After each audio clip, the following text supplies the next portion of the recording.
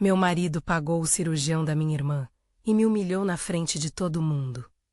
Dizer isso em voz alta me dá uma ponta de alívio e uma onda de náusea ao mesmo tempo. Não foi apenas o ato em si menos a transferência do cheque, o aperto de mão para a família, o discurso que ele fez com aquele sorriso presunçoso. Foi o tom.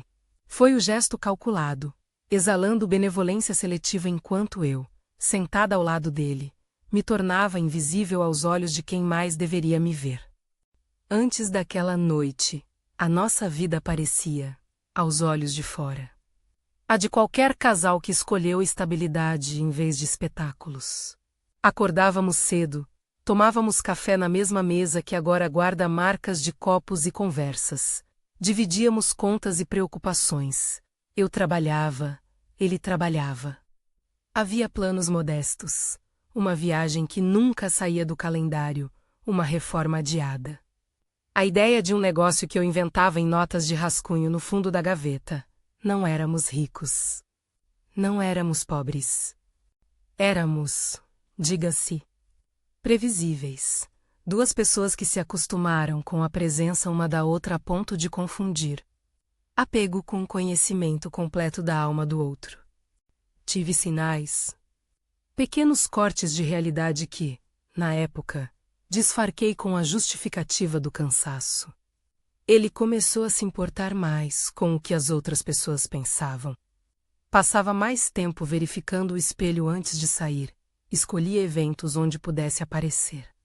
E gostava de ser visto como quem resolve coisas, o que, traduzido, significava a aprovação pública. Houve um padrão de generosidade que sempre me pareceu seletivo, um presente para a mãe em aniversário que ele lembrava só quando havia público, o amigo cujo negócio ele bancou por vaidade. Pequenas intervenções monetárias que vinham com show e notificação do que ele chamava de gesto nobre. Nunca havia nada assim para mim. Nunca uma foto nossa com uma legenda pensada. Era como se eu existisse nas margens da sua atenção menos ali, necessária, mas sem direito à plateia. Naquele jantar familiar, ele fez tudo no palco. A irmã chegou com um sorriso cansado, os olhos ainda marcados pelo que ela havia passado. Houve quem enxugasse lágrimas, quem oferecesse abraços. Então ele se levantou. Pediu a palavra como se fosse uma cerimônia e falou de solidariedade e responsabilidade familiar. Ao término, entregou um envelope com o recibo do pagamento da cirurgia. Fotógrafos improvisados, parentes com celulares, registraram a cena. Houveram abraços, beijos na bochecha da irmã, elogios efusivos e, no meio disso tudo, um olhar que eu não encontrei. Ele olhou para mim como quem olha para um quadro de parede, apreciou o contorno ocasional, não o conteúdo. A humilhação que senti naquele instante tinha camadas que demoraram a se desfazer. Primeiro, a vergonha imediata de ser desconsiderada ali, ao vivo, diante de pessoas que me conheciam desde sempre. Depois, uma espécie de perda de chão menos a sensação de que a intimidade que eu julgava existir não passava de convênio formal, uma coexistência de rotina. Por fim, a raiva que veio como uma claridade cortante. Eu estava sendo usada como acessório de orgulho alheio. Aquele gesto público não foi generosidade. Foi espetáculo, um facho de luz na direção dele e de sua posição, que me apagou. Voltei para casa com um jantar mal digerido, os ruídos da sala ainda martelando na cabeça. Ele estava radiante, como quem recebe reforço. Eu, por outro lado, contei os passos até o quarto como quem conta a prova de que o chão ainda existe. Fechei a porta e encontrei o silêncio, não o silêncio bom das casas que dormem, mas aquele silêncio pesado que parece medir palavras não ditas. Eu podia ter explodido, exigido explicações, ter revidado em público com a mesma moeda. Não o fiz. Não porque não quisesse, porque reconhecer que ele me feriu me deixava vulnerável exatamente como ele queria. Então decidi me resguardar. Se você está aqui para acompanhar até onde isso foi, inscreva-se e fique comigo até o final desta história. Há coisas que só fazem sentido quando você ouve todo o percurso. As primeiras noites foram as piores. Eu me via refletida nas janelas, um rosto que sabia levantar cedo e administrar crises, mas que agora precisava administrar a própria identidade. Havia perguntas que eu não consegui responder porque ele faria aquilo da maneira que fez, porque precisava ser visto. E, principalmente, porque minha dor não valia um gesto parecido de reconhecimento. Fiquei obcecada por essas perguntas, não em busca de vingança, mas por um ponto de partida menos, algo concreto para transformar o nó no meu peito. Então, como às vezes acontece quando estamos em choque, comecei a vasculhar pequenas memórias financeiras que eu mantinha guardadas em caixas e em aplicações discretas. Eu sempre fui previdente até demais. Um hábito de família, talvez. Guardava receitas e decisões mínimas que aos poucos se transformaram em alguma coisa.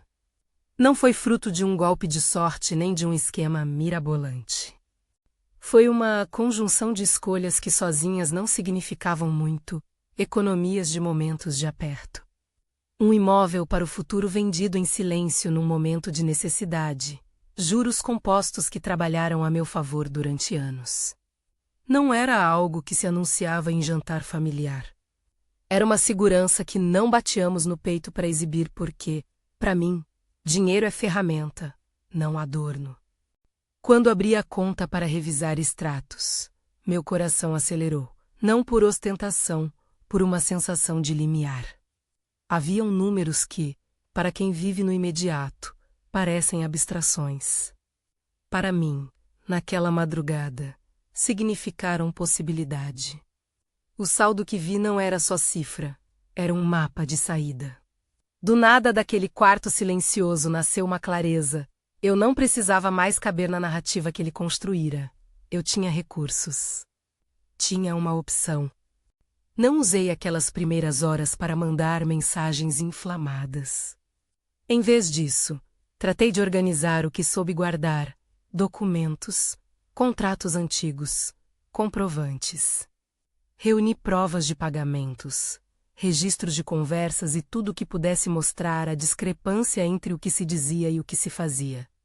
Não para difamá-lo, não para expô-lo pela exposição em si, mas para que, quando eu decidisse agir, minha ação tivesse base e não fosse confundida com drama. Havia também a irmã, nunca a tratei como inimiga. Houve momentos em que me peguei sentindo compaixão por ela menos, por sua fragilidade. Por suas escolhas passadas que a colocaram numa posição de dependência. Mas compaixão não é consentimento para ser invisibilizada. Ela, ao receber o apoio público, carregou consigo também a complexidade do que aconteceu. Não sabia se era cúmplice, manipulada ou simples beneficiária de uma dinâmica que lhe escapava. Decidi que não atribuiria rotulações definitivas à sua postura.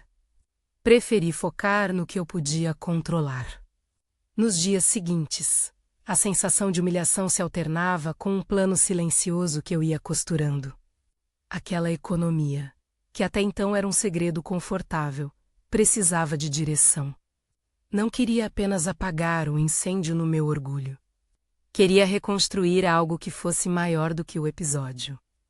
Precisava transformar a afronta em propósito, não para mostrar para ele, mas para restabelecer meu próprio norte. Procurei uma amiga antiga, a Lúcia, que desde a faculdade tinha um faro para negócios e para gente. Ela entende de números sem transformar pessoas em planilhas. Encontrei com ela num café, com vozes baixas, guardando a história como quem guarda uma carta valiosa. Não falei do saldo imediatamente. Falei das emoções, dos vazios da convivência, do peso de ser humilhada em público. Ela me ouviu, sem interjeições, como quem coleta dados. Silêncio não é fraqueza, disse ela em certo ponto. É estratégia. Mas silêncio com plano é poder. Você tem um plano. A pergunta me acertou. Eu tinha um cofre, claro. Mas não tinha planos, ainda. Lúcia sugeriu que eu conversasse com um contador de confiança e com um advogado especializado em direito de família. Não com o intuito de litigar agressivamente, mas para entender como eu poderia proteger meus bens e preservar minha autonomia. Não aceitei consultorias hedonistas da internet. Precisava de algo real. Reuni papéis, marcas de transferências, nomes de bancos e contratos antigos. A ideia era simples. Compreender o alcance do que eu tinha e como faria com que aquele dinheiro servisse ao meu propósito mais amplo. Enquanto isso, comecei a observar o meu marido com a frieza de quem estuda um animal doméstico num novo comportamento.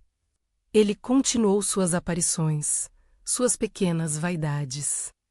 Suas palavras de apoio público que raramente incluíam um desculpe para mim.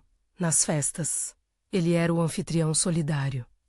Em casa, era indiferente. Em conversas casuais, deixava escapar comentários sobre como ajudar era algo que o afirmava. Eu notei também o olhar quase infantil da irmã quando recebia a atenção dele, uma mistura de gratidão e dependência. Essas observações não me afrouxavam. Me davam combustível. Procurei discretamente pessoas que haviam estado naquela noite e falei com algumas delas. Com cuidado, sem ataque, apenas para ter como reconstruir a cena. Havia fotos, mensagens e testemunhas que poderiam corroborar minhas percepções. Nada disso seria divulgado como arma para ferir menos, ao contrário. Queria organizar uma narrativa objetiva que mostrasse a simetria entre o espetáculo que ele montou e a realidade da nossa relação. Eu precisava disso para colocar limites, não para alimentar fofocas.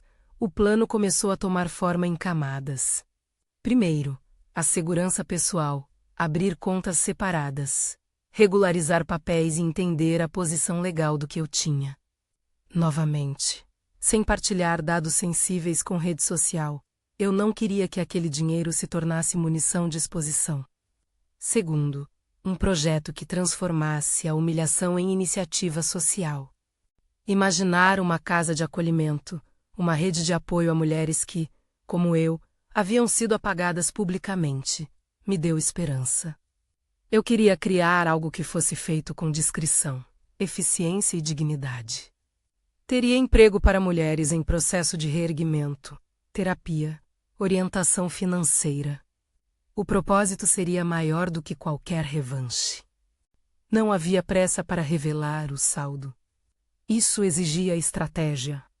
Mostrar riqueza para provocar é um gesto vazado de intenção e poderia ser interpretado como resposta a estímulo público, menos algo que eu queria evitar.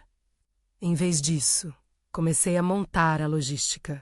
Conversas com um contador de confiança para estruturar a parte fiscal e com uma consultora de negócios sociais para desenhar o primeiro esboço da iniciativa.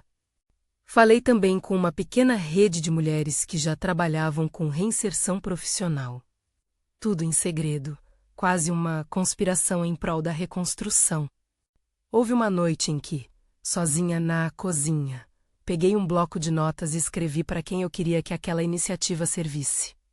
Escrevi nomes imaginários de mulheres, pessoas que poderiam ser ajudadas, e descrevi em poucas palavras o que precisava existir. Moradia temporária, orientação financeira, cursos de qualificação. Ao final daquela lista, algo caloroso percorreu meu peito. Não era só sobre mim. Era sobre devolver dignidade onde fora arrancada. Isso me sustentou nos dias de incerteza. Enquanto isso, a convivência doméstica seguia com uma distância densa. Ele fazia questão de ser visto como o salvador da família, e eu fazia questão de ser vista como algo mais do que um acessório. Não houve confronto direto ainda. Falar abertamente naquela casa soava como abrir uma ferida que eu não queria sangrar. Preferi mover as peças silenciosamente, como quem joga xadrez com o tempo. A estratégia, não ser previsível, não agir na pressa, usar a vantagem que eu havia construído sem alarde. O primeiro passo prático foi tratar da proteção patrimonial. Encontrei um contador que recomendou uma estruturação responsável para que os recursos fossem utilizados dentro de um propósito definido, sempre com transparência. Isso me permitiu vislumbrar como transformar aquela poupança em algo que durasse além de uma resposta emocional. Havia, claro, Detalhes burocráticos que preferi não mergulhar agora. O que importava era a direção, transformar insulto em legado. As conversas com a consultora de negócios sociais foram um bálsamo. Ela me fez falar sobre o que eu mais temia admitir, que, se tivesse ouvido a mim mesma antes, talvez muitas coisas tivessem sido diferentes. O que você quer que elas sintam quando saírem do teu projeto? Foi a pergunta que me pegou desprevenida. Respondi com sinceridade, que tenham volta. Que não dependam do aplauso dos outros para existir, e havia nisso um tom de redenção, não como vingança, mas como restituição. Mesmo assim, algo me dizia que não bastaria abrir uma instituição para pagar a humilhação. Precisava que, naquele momento, ficasse claro que eu havia entendido a dinâmica e que não seria mais a mulher que quietamente aceitava ser apagada. Havia um aspecto performativo na estratégia, sim, mas era performativo para si mesmo, para recuperar rosto, voz e presença. Não para construir um espetáculo de revanche, mas para restabelecer uma dignidade pública que me pertencera sempre. A irmã, por sua vez, entrou numa espécie de limbo. Em algumas ocasiões, tentei conversar com ela, não foi fácil. Falei com cuidado, sem acusações. Perguntei como ela estava, como se sentia com toda a exposição. Ela me disse que estava grata, que não sabia como agir quando alguém oferecia ajuda, que sentia-se tonta com um carinho súbito. Havia verdade nas suas palavras. Havia também, eu pressentia, um fio que ela não conseguia puxar sozinha. Não a condenei. Só disse que precisava de espaço, que precisava de um tempo para pensar e que, em algum momento, seríamos capazes de redefinir os laços sem que uma performance pública ditasse quem importava. Nos primeiros meses, enquanto discretamente montava a base para o projeto, fui reunindo uma espécie de dossiê da humilhação, fotos do momento, mensagens que confirmavam a versão pública do marido, anotações de testemunhas. Não para expor, repito, mas para que, se num dado momento fosse necessário, eu pudesse demonstrar objetivamente como certas escolhas dele afetaram não só a mim, mas a forma como nossas relações foram retratadas. Havia um limite ético sobre expor quem quer que fosse. Minha intenção era responsabilização moral e restauradora, não punição retaliativa. E então veio a primeira pequena vitória do plano silencioso. Consegui alugar um espaço comercial simples, sem alarde. Era modesto, não um pavilhão de ostentação. Tinha uma sala para reuniões, uma cozinha para as atividades e um quarto que poderia ser convertido em dormitório temporário. A escolha daquele lugar foi simbólica. Não queria que o projeto parecesse a cobertura de alguém que precisava provar riqueza. Queria que parecesse abrigo, rede, porto. No dia da assinatura do contrato, senti um tremor de alegria contida. Era a primeira pedra daquilo que eu esperava que se tornasse um caminho de saída para outras mulheres. Ao mesmo tempo que consolidava os fundamentos da iniciativa. Comecei a rearrumar a minha vida pessoal de modo a não depender mais emocionalmente da aprovação dele. Abri contas separadas. Sim, mas o gesto maior foi começar a contar menos com a presença do marido como norte das minhas decisões.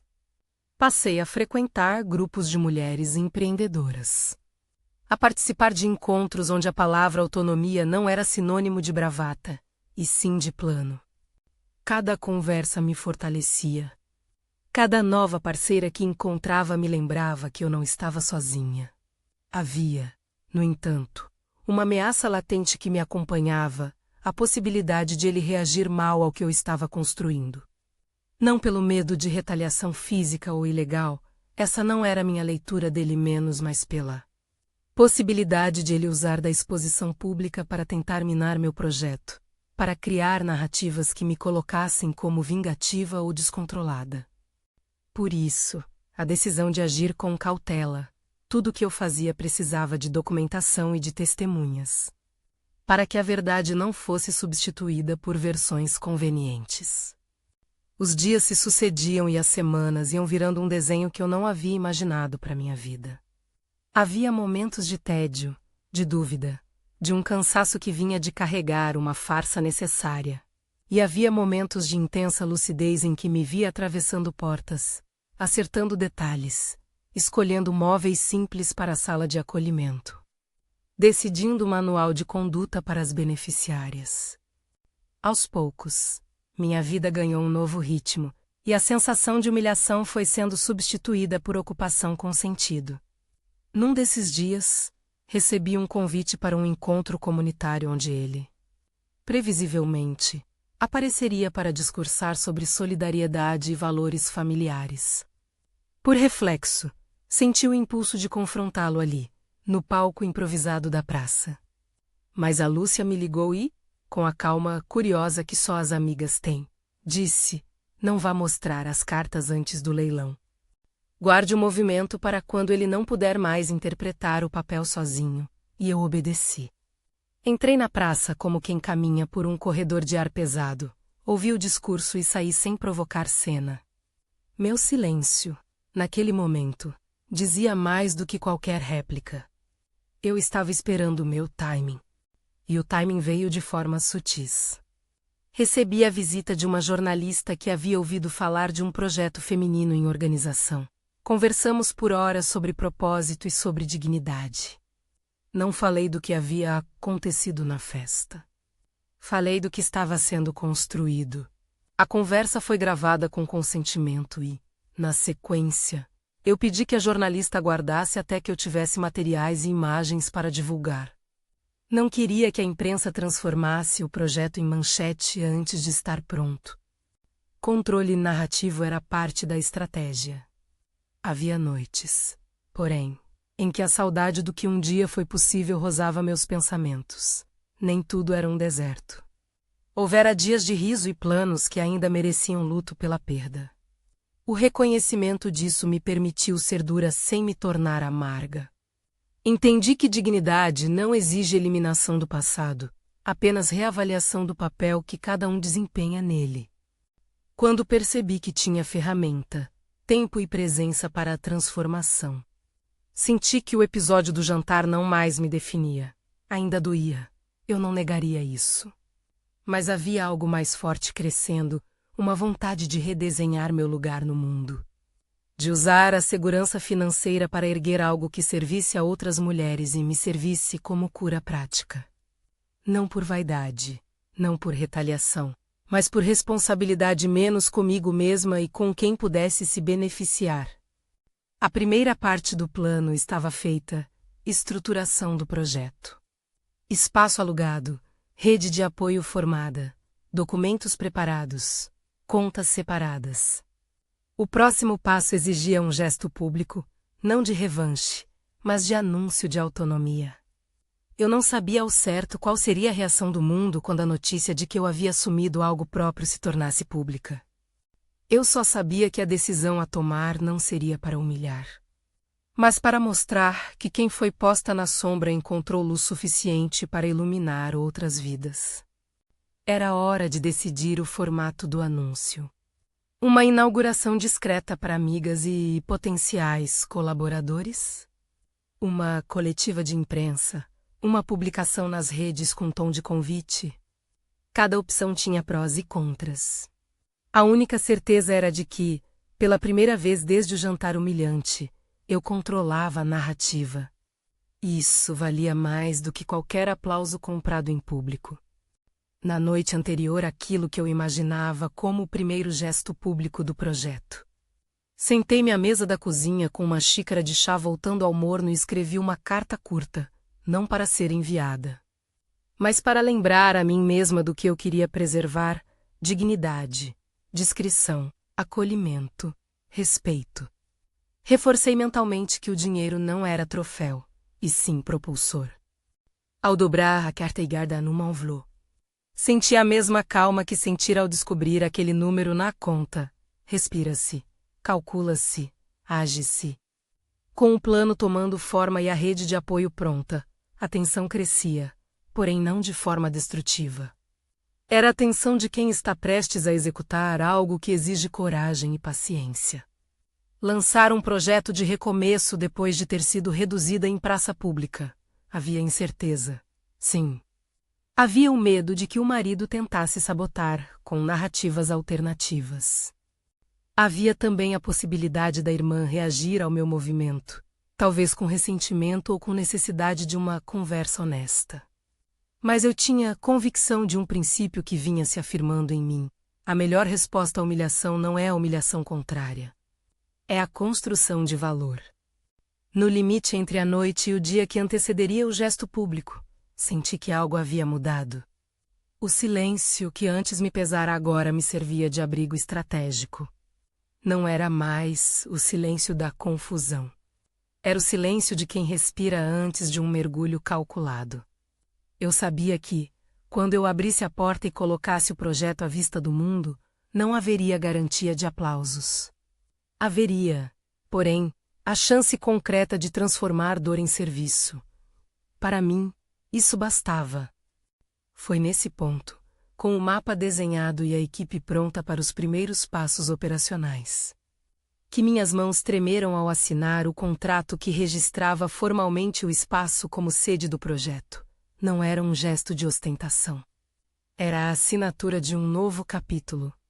Ao levantar a caneta da mesa, respirei fundo e senti que, a partir dali, o destino daquele episódio não mais seria determinado por quem me humilhou, mas por aquilo que eu decidira construir. E havia, no ar, a promessa de que algo grande estava por vir. Assinei o contrato e, por um instante, a caneta parecia pesada como um símbolo. Levantei-me da mesa e olhei para o envelope onde havia guardado a carta que escrevi naquela noite.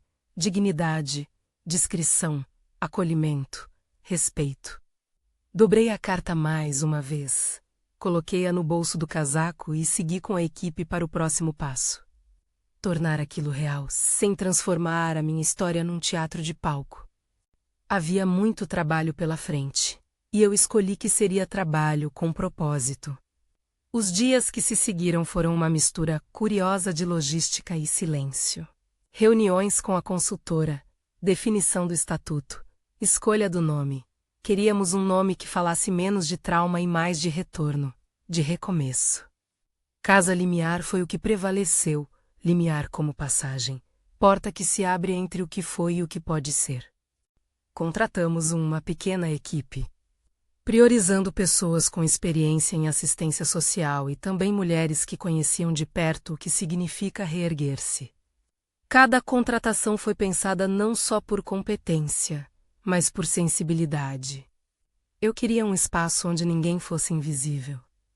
Decidimos que a inauguração seria discreta, um encontro para convidados. Imprensa selecionada. Algumas lideranças locais e mulheres que já trabalhavam com reinserção. Não haveria grande cerimônia com tapete vermelho.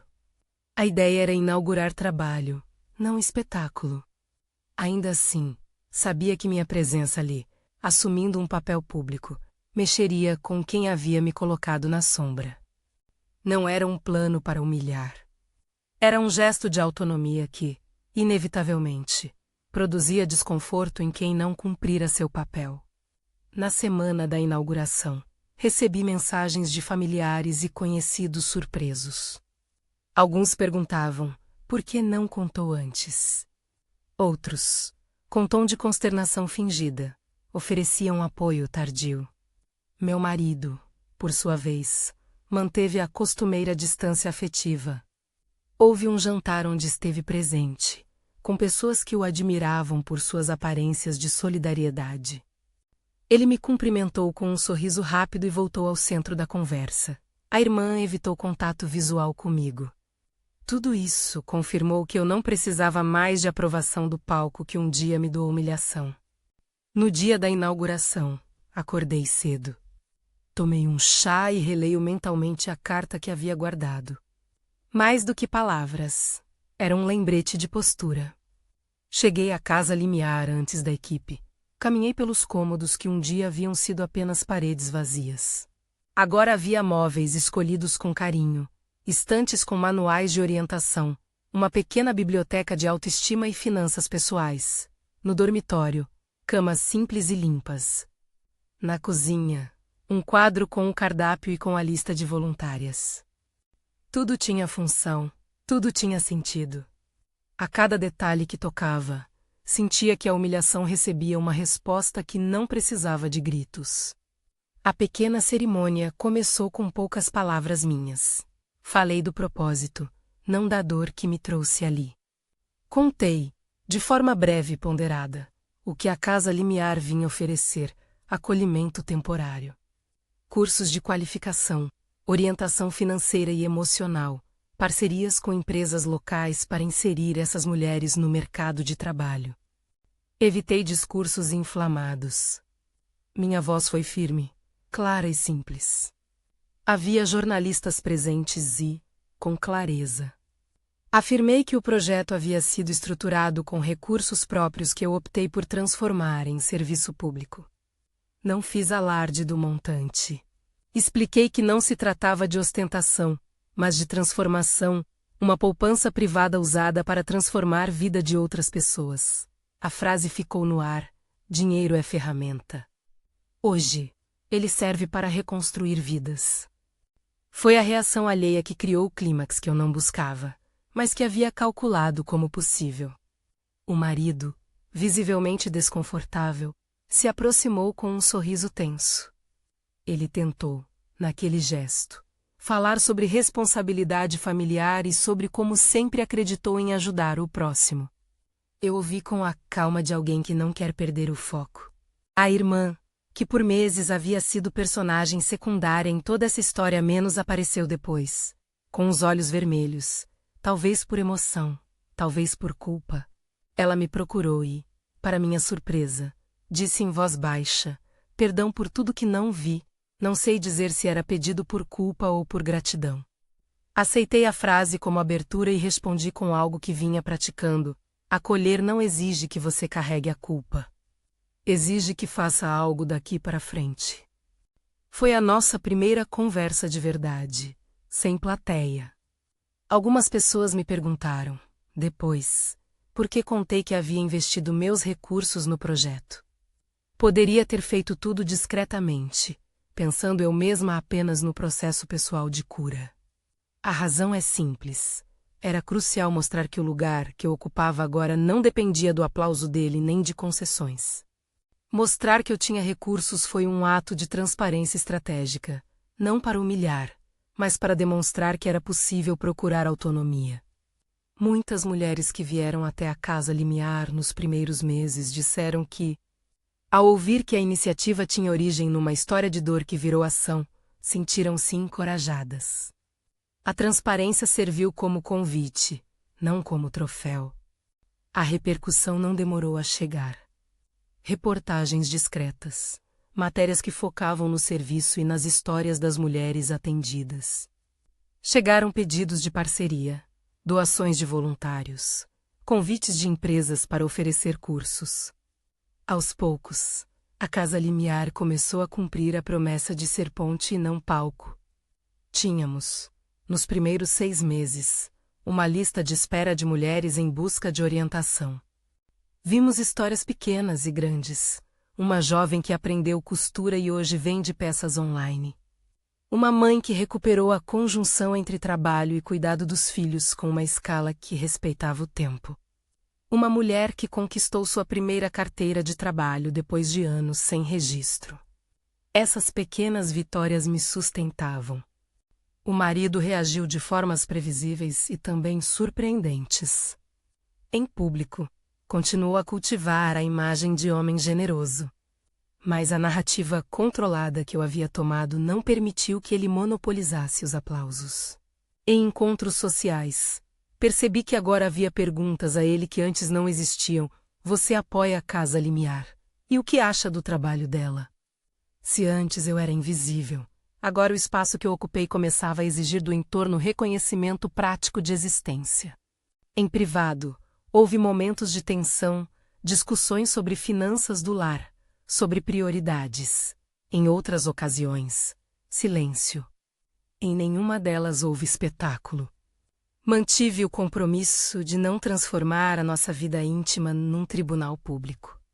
A casa era um lugar onde se negocia respeito, não uma arena de humilhações.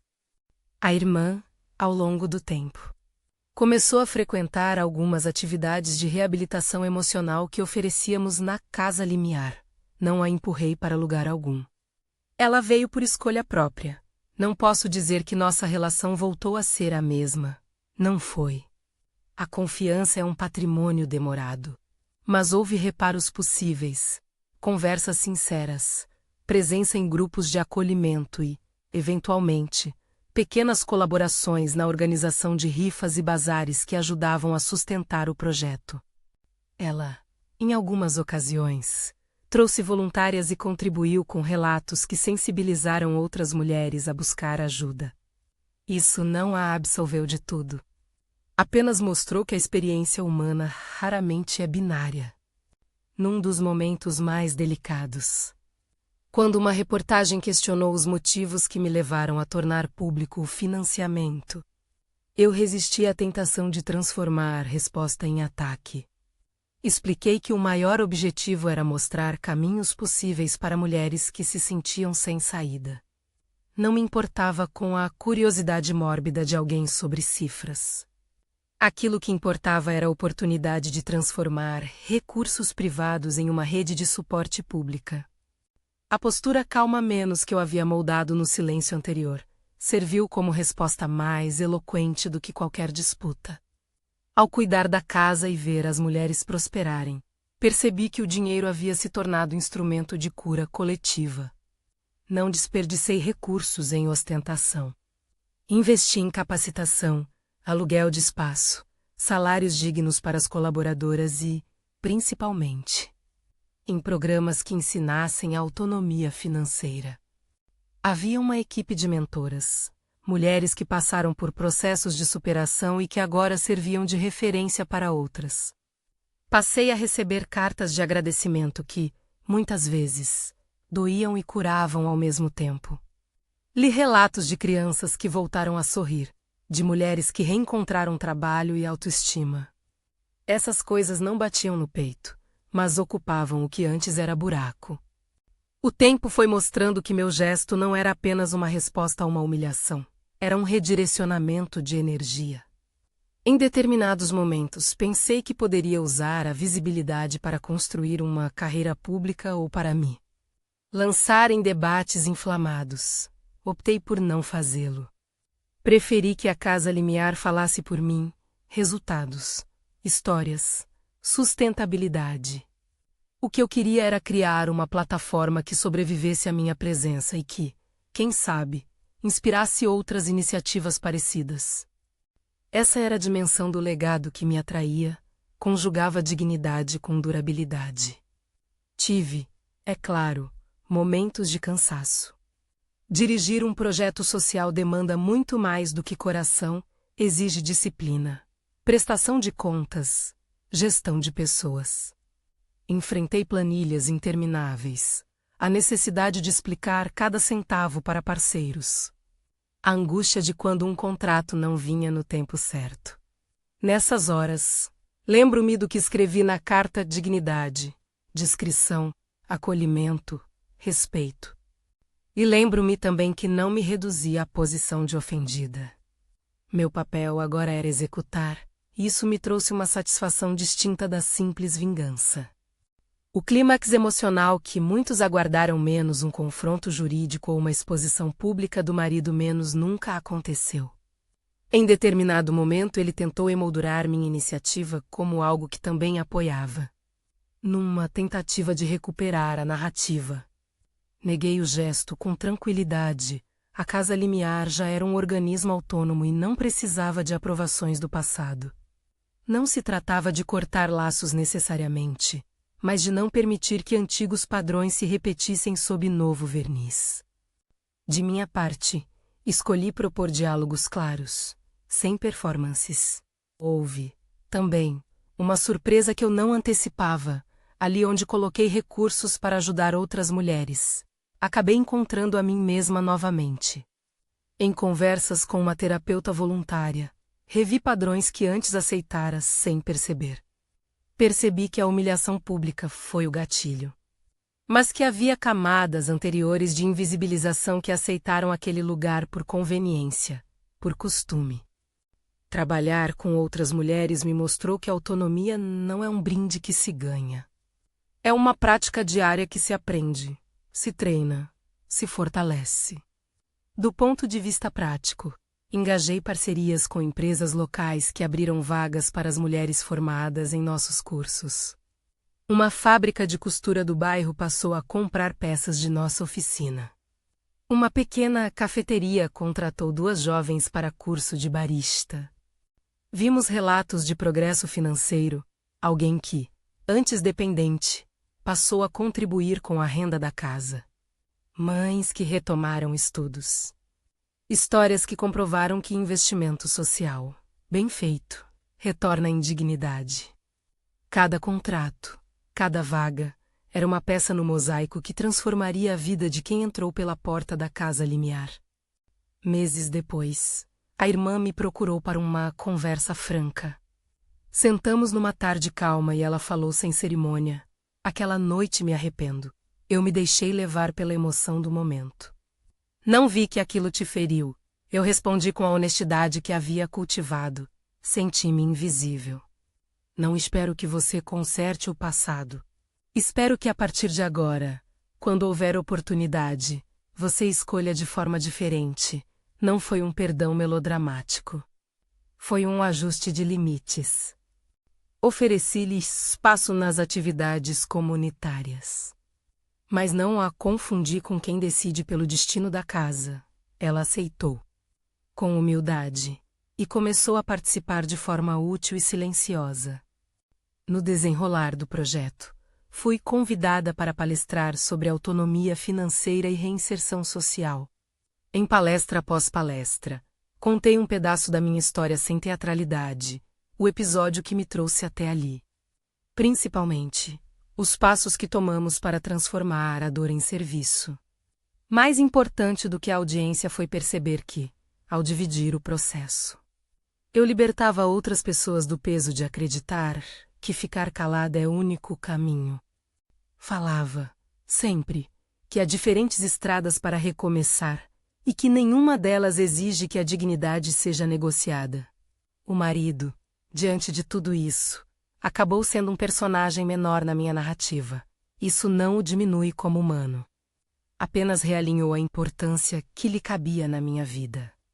Em conversas pontuais, ele tentava conversar sobre reconciliação. Eu escutava e respondi com sinceridade, não para minha vida por causa de outra pessoa. Se houver reconciliação, que seja com comprometimento real. Se não houver, que ao menos sigamos com respeito. Não busquei humilhar nem manipular, quis clareza. E a clareza, ao contrário do que muitos pensam, liberta ambos. A casa limiar continuou a crescer com prudência. Criamos um rodízio de voluntariado. Firmamos convênios com clínicas para atendimento psicológico com poucos custos e lançamos um pequeno programa de microcrédito, para que as mulheres pudessem abrir um negócio próprio. Cada centavo era auditado e aplicado com transparência. Preservei o princípio inicial: o dinheiro não era troféu. Era ferramenta. No campo pessoal, recuperei gosto por pequenas coisas que o hábito havia encoberto. Um passeio matinal sem pressa. Um jantar com amigas que não exigia máscaras. Horas gastas lendo um livro que não servia como distração, mas como companhia. A sensação de paz que eu buscava não veio de um único grande gesto, mas de acumular dias coerentes com a nova narrativa. Quando penso naquele jantar que me humilhou, não sinto mais apenas dor. Vejo um ponto de partida. A ferida foi real. A violência simbólica é coisa séria, e eu respeitei esse sentimento. Mas escolhi dar-lhe uma tradução prática, montar uma rede que transforme desamparo em oportunidade.